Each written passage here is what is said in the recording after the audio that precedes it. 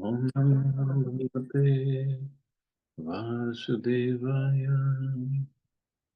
Om Namo Bhagavate Vasudevaya.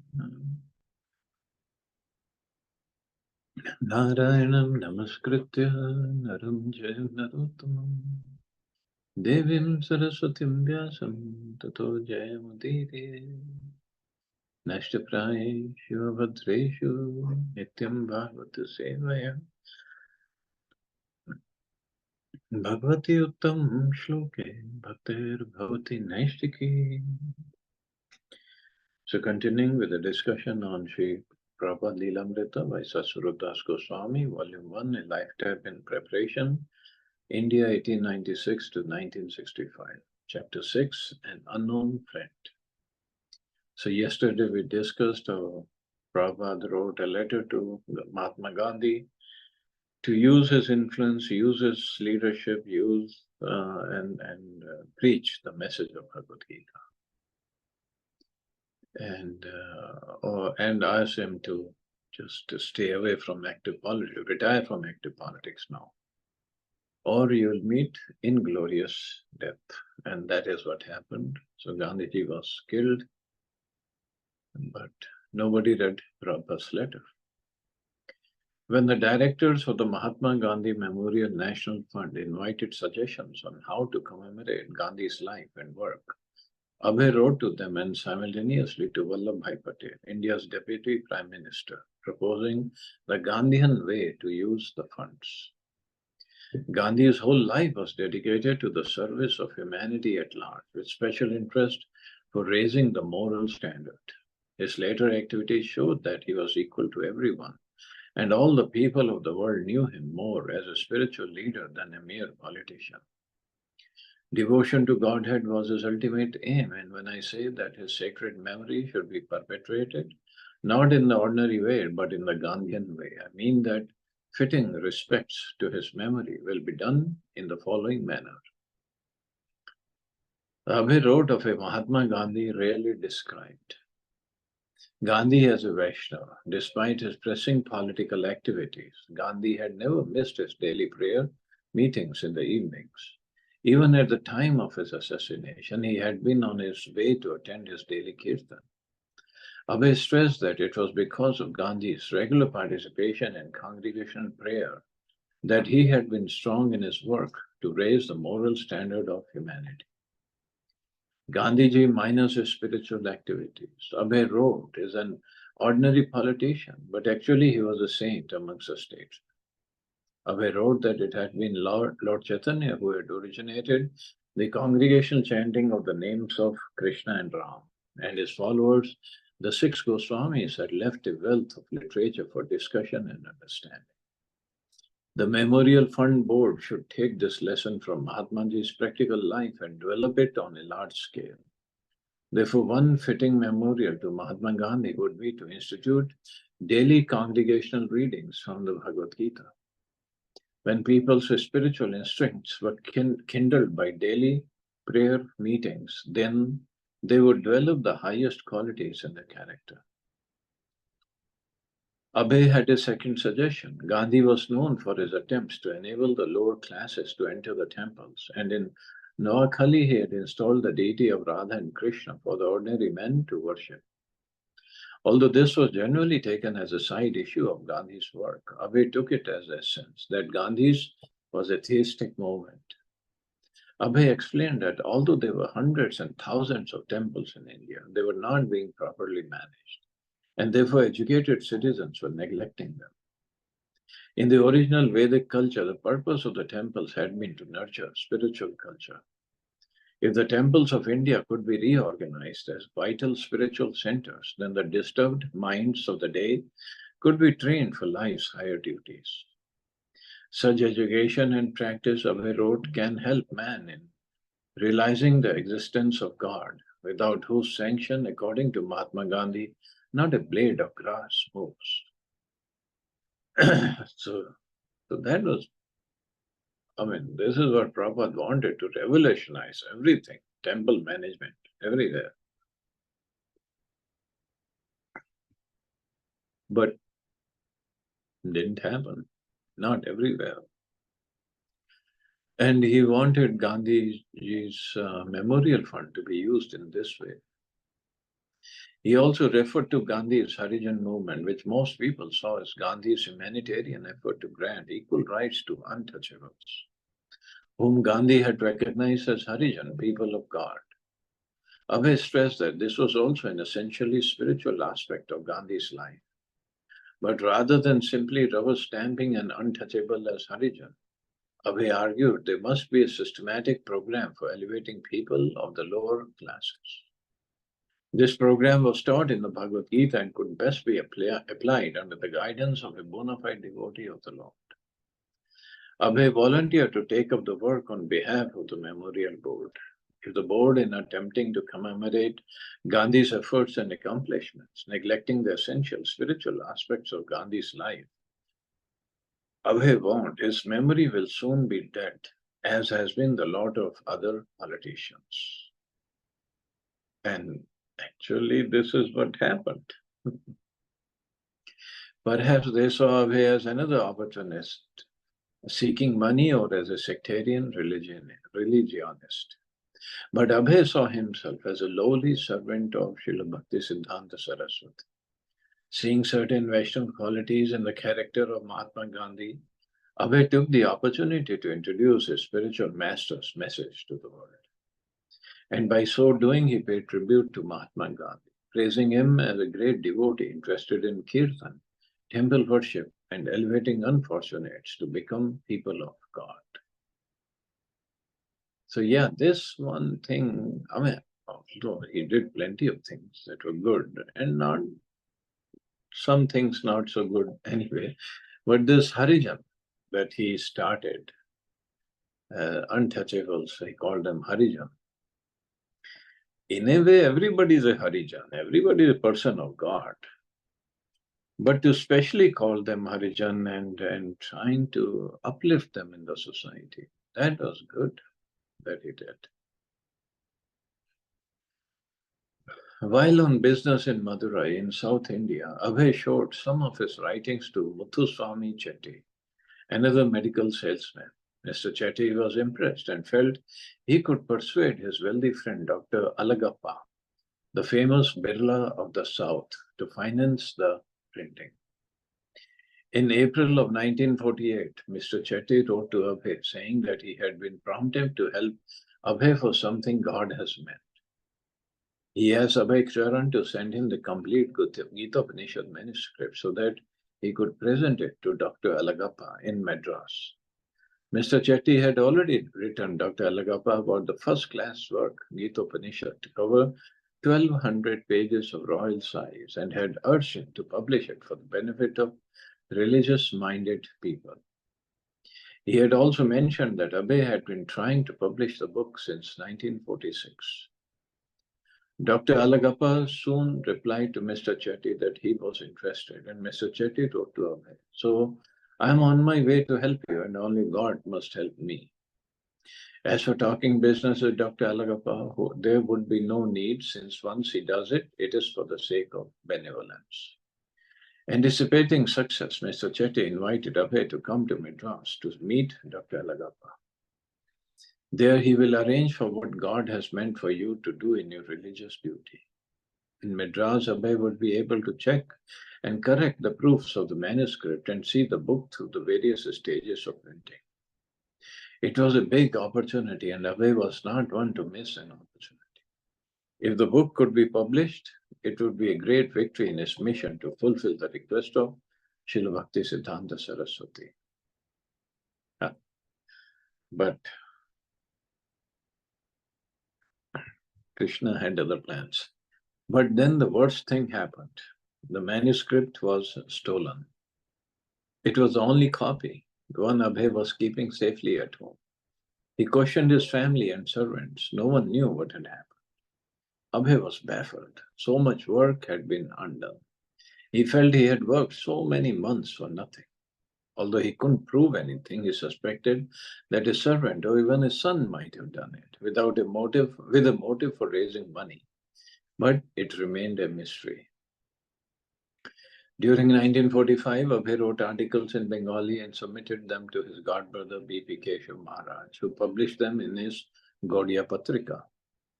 Abhay's format for addressing world problems was the same as his spiritual masters. Even at the first meeting in 1922, Srila Bhaktisiddhanta Saraswati had countered Abhay's nationalistic arguments by stressing that the real crisis of the world was neither social nor political nor anything material, but was simply the dearth of transcendental knowledge. Abhay simply elaborated on this theme. He never advocated that the ordinary concerns of the world be disregarded, but he stressed that crisis can be solved only when the leadership is God conscious. If Krishna consciousness were put first, concerns could be brought into line. But without Krishna consciousness, so-called solutions were only folly, means they're not complete. They themselves have mistakes. Abhay began his first Bengali article by quoting an editorial from the Allahabad edition of the Calcutta newspaper, Amrit Bazar. The editor had sorely lamented that India's worst troubles had not yet ended, despite national independence. The National Week has begun. The memories of Jallianwala Bagh and political serfdom no longer trouble us. But our trouble is far from being at an end. In the dispensation of providence, mankind cannot have any rest. If one kind of trouble goes, another quickly follows. India, politically free, is faced with difficulties no less serious than those that troubled us under a foreign rule. Abhay seized on this editorial reflection as proof of the basic defect of all worldly plans for amelioration. He pointed out that although India had been subjugated by foreign rulers since the time of Muhammad Ghori, India prior to that had never been subjugated. In those days, India had been a God-conscious nation. It was when India's leaders had abandoned their spiritual heritage that India had fallen. Thus, Indians should see that they were now being punished by the stringent laws of material nature. The honorable editor of Amrit Bazar Patrika, Abhay noted, has written so sadly, if one trouble goes, another quickly follows. But that was stated in the Bhagavad Gita a long time previously. It was the same theme he had stated in his 1944 Back to Godhead articles, and the theme of so many of his letters also. Man, due to his neglect of the Supreme Lord, is being punished by material nature, which is directly controlled by the Supreme Lord. Men may write newspaper articles, pass measures at meetings and conferences, and attempt to overcome nature by scientific research, yet they will remain unable to surmount nature's law. As they try to escape their punishments, the Supreme Lord will cast them deeper into illusion, and they will fail miserably. Abhay quoted an appropriate Bengali saying, I was trying to make a statue of Shiva, but I ended up making a monkey. In order to rid the world of misery and bring about happiness, we have now created the atomic bomb, seeing the all-pervading destruction which could take place in the near future by atomic reactions. Western thinkers have become greatly disturbed. Some people try to give consolation, saying that we will only use this atomic energy to bring about happiness in the world. This is also another enigma of the illusory potency.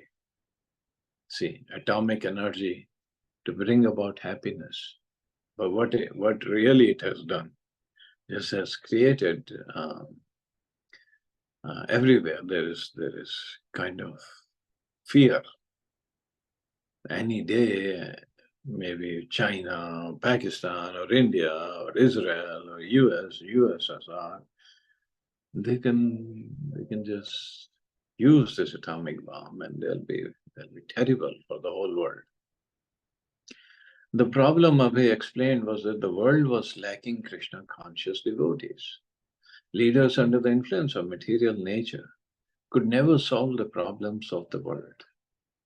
Materialistic illusion was especially prevalent in the Western countries, which Indians should not try to imitate. But now everybody is imitating. Abhay prophesied, however, that Krishna consciousness would one day reach the West. In the Western countries, there has never been any discussion of the relation between the atomic individual soul and the supreme complete conscious personality of Godhead. Neither their activities nor their state in ultimate perfection has been investigated. That is why, even though they have made so much material advancement, they are squirming in the burning poison of sensualism. We can be absolutely certain that India's real peace formula will one day reach their ears. Abhay's articles began appearing regularly in the Gaudiya Patrika. His god brothers appreciated his writings. His denunciation of the materialistic mentality was reminiscent of Srila Bhaktisiddhanta Saraswati's. In Abhay's hands, the Bhagavad Gita's concept of the asura or demon was no longer merely a depiction of a mythological or legendary enemy. The asuras had come to life in the modern-day Hitler, Churchill, or even an Indian Prime Minister. But as Abhay pointed out, his denunciation of the misleaders was not his own. He was only repeating the words of Krishna.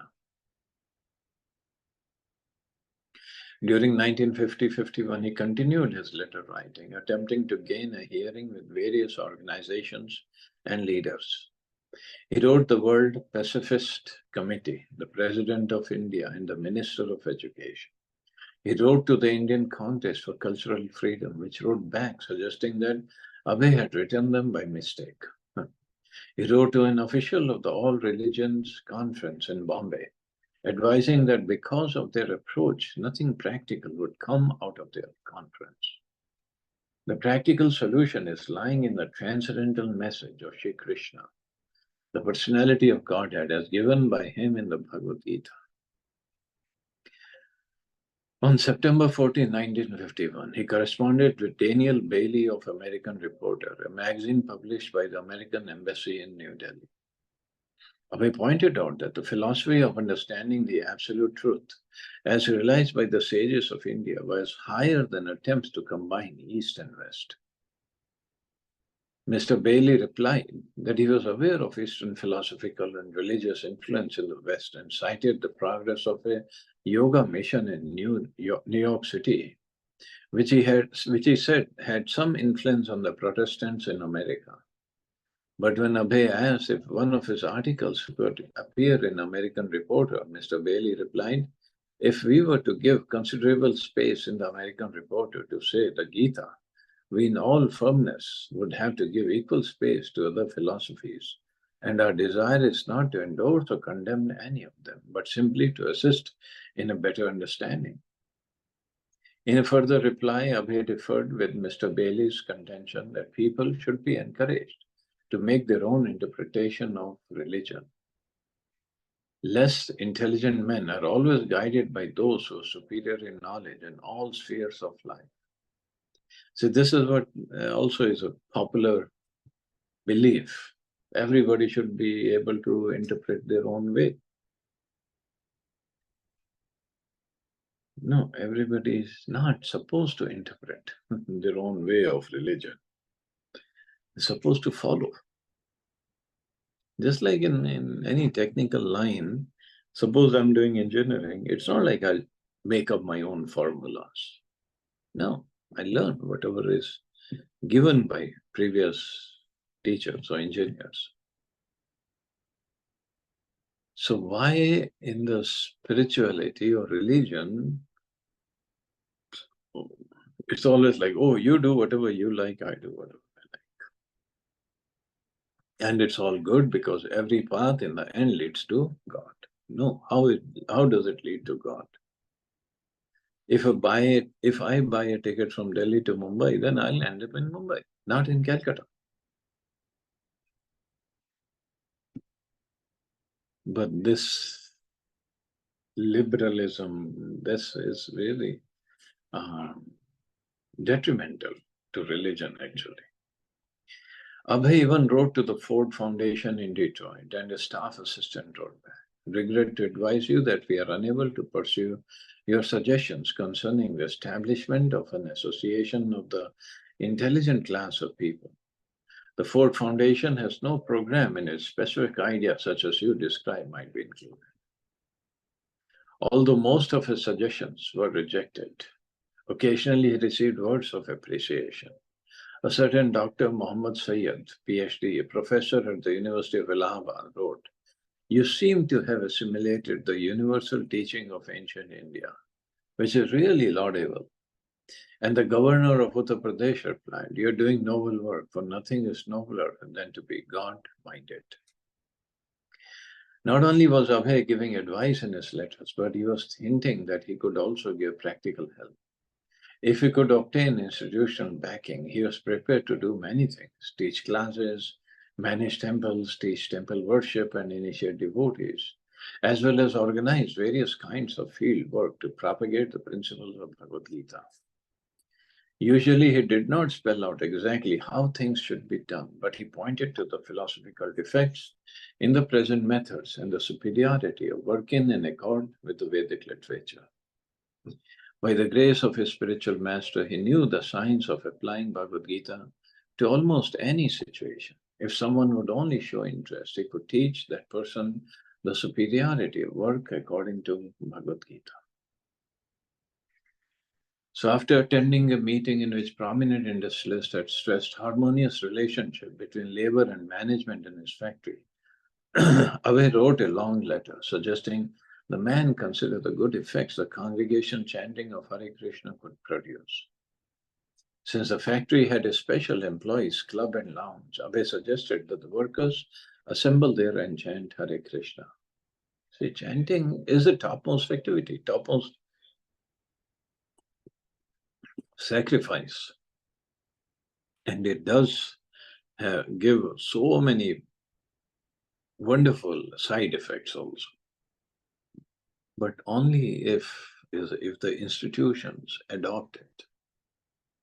Abhay urged everyone to surrender to Krishna, but most people had their own philosophies and took his spirit to be sectarian or proselytizing, means only promoting one God. But Bhagavad Gita was universal, Abhay wrote, and God could not be omitted from any program, even in the name of a secular state. Krishna is the father of all living beings, has had jurisdiction over all programs, organizations, and governments. Indians especially should appreciate the universal scope of Bhagavad Gita. Although Abhay always had a plan of action behind his suggestions, he first sought the interest of his correspondent. There wasn't much interest and he was repeatedly turned down, but he never felt discouraged. He always anticipated finding a sympathizer. He kept copies of all his letters and the replies, a word of appreciation or a slight show of interest from a correspondent being sufficient to elicit from Abhay another thoughtful reply. He had developed a keen sense of dedication to Lord Chaitanya's mission without expecting leadership from the Gaudiya Math. He still cherished the idea that his God brothers would soon come together and preach, but he didn't put any energy in the Math, since to do so would mean to become involved in one of the factions. Staying clear of the Gaudiya Math's internal fray, Abhay continued his letter-writing campaign alone, introducing himself as a preacher of Bhagavad Gita and editor of Back to Godhead magazine. So Prabhupada has continued to struggle. The struggle went on for a long time, actually. But he continued, and later Krishna gave him so much. So much.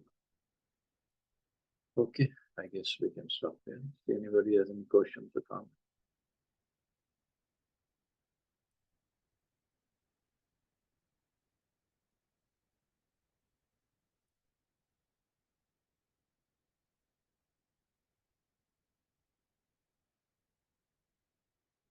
Okay, you all are safe and wonderful day. Hare Krishna. Jai Srila.